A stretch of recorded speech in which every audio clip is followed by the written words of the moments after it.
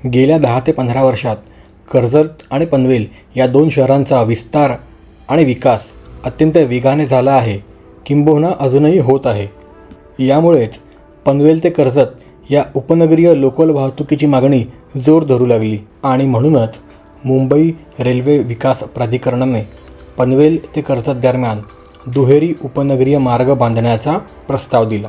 सध्याच्या घडीला पनवेल कर्जत दरम्यानचा लोहमार्ग हा एकेरी असून त्यावरून दररोज 3 ते 4 मेल एक्सप्रेस गाड्या आणि मालगाड्यांची वाहतूक सुरू असते।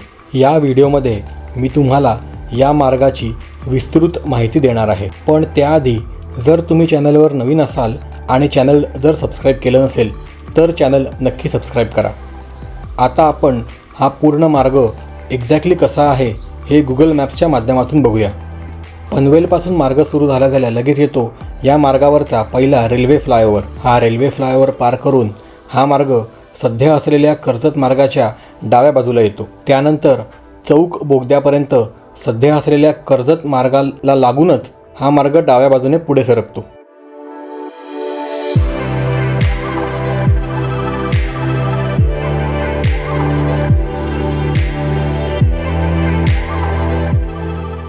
या पॉईंटपासून हे दोन्ही मार्ग थोडे दूर जातात। नवीन उपनगरीय मार्गावर 2 बोगदे असणार आहेत। पहिला बोगदा 2.6 किलोमीटर लांबीचा आणि दुसरा बोगदा 300 मीटर लांबीचा आणि अशा प्रकारे हा मार्ग कर्जतला जाऊन संपतो। आणि हा असा असणार आहे नवीन पनवेल कर्जत उपनगरीय लोकल रेल्वे मार्ग। पनवेल आणि कर्जत या दोन्ही ठिकाणी रेल्वे फ्लायओव्हर ब्रिज असणार आहे। त्याचप्रमाणे कर्जत या ठिकाणी सबर्बन रेल्वे टर्मिनस असणार आहे। ते नक्की कसे आहे हे व्हिडिओमध्ये पुढे दाखवलेच आहे, पण त्याआधी आपण बघूया या मार्गाची ठळक वैशिष्ट्ये। या नवीन पनवेल कर्जत उपनगरीय रेल्वे मार्गाचे अंतर हे 29.5 किलोमीटर असून त्यावर 5 स्थानके आणि 3 बोगदे आहेत। त्याचप्रमाणे पनवेल आणि कर्जत या 2 ठिकाणी रेल्वे फ्लायओव्हर ब्रिजेस आहेत। तसेच कर्जत येथे 6 स्टेबलिंग लाईन आणि मोहोपे येथे 4 स्टेबलिंग लाईन असणार आहेत। त्याचप्रमाणे कर्जत येथे नवीन उपनगरीय रेल्वे टर्मिनस असणार आहे आणि प्रत्येक स्थानकावर स्टेशन बिल्डिंग्स आणि ॲडिशनल प्लॅटफॉर्मसुद्धा असणार आहेत। आता आपण बघूयात पनवेल आणि कर्जत स्थानकात या मार्गाची असणारी अलाइनमेंट। हे आहे पनवेल स्थानकाचे दक्षिण टोक। पनवेल स्थानकातून रोह्याकडे जाणारा मार्ग आता तुम्हाला हिरव्या रंगात दाखवला आहे। पनवेलहून जैनपेठीकडे जाणारा मार्ग हा गुलाबी रंगात दाखवला आहे। सध्याचा पनवेल कर्जत मार्ग हा लाल रंगात दाखवला आहे। सध्या अंडर कन्स्ट्रक्शन असलेला पनवेल ते JNPT DFC मार्ग हा भगव्या रंगात दाखवला आहे। नवीन पनवेल कर्जत उपनगरीय रेल्वे मार्गावर असणारा पनवेल दिशेकडील rail flyover DFC, JNPT, Roha आणि कर्जत या 4ही मार्गांना पार करून सध्या असलेल्या कर्जत रेल्वे मार्गाच्या डाव्या बाजूला उतरतो। हाच आहे पनवेल कर्जत नवीन उपनगरीय रेल्वे मार्ग जो पिवळ्या रंगात दाखवला आहे। चौक बोगद्यापर्यंत हा मार्ग सध्याच्या कर्जत रेल्वे मार्गाला समांतर राहतो।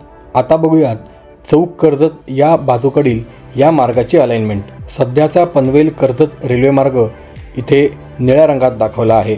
चौकचा बोगदा पार करत हा मार्ग मध्य रेल्वेच्या मुख्य मार्गाला मिळतो आणि पुढे कर्जत स्थानकात संपतो। हा आहे पनवेल कर्जत उपनगरीय रेल्वे मार्ग जो चौक बोगद्यापासून सध्याच्या मार्गाशी वेगळा होतो। त्यानंतर लगेच येतो 2.6 किलोमीटर लांबीचा बोगदा क्रमांक 2 आणि त्यानंतर येतो 300 मीटर लांबीचा बोगदा क्रमांक 3।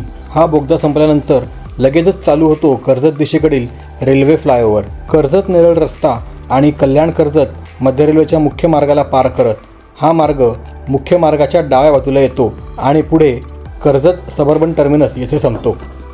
येथे उपनगरीय गाड्यांसाठी वेगळे असे कर्जत सबर्बन टर्मिनस वेगळे होत आहे। याशिवाय कर्जत येथे 6 स्टेबलिंग लाईन्ससुद्धा होत आहेत। पनवेल आणि कर्जत दिशेकडील रेल फ्लायओव्हरचे काम अतिशय जलद गतीने सुरू आहे। तसेच या मार्गावर इतर ठिकाणी अर्थवर्कचेच काम सुरू आहे। 2025पर्यंत हा मार्ग सुरू होण्याची शक्यता आहे।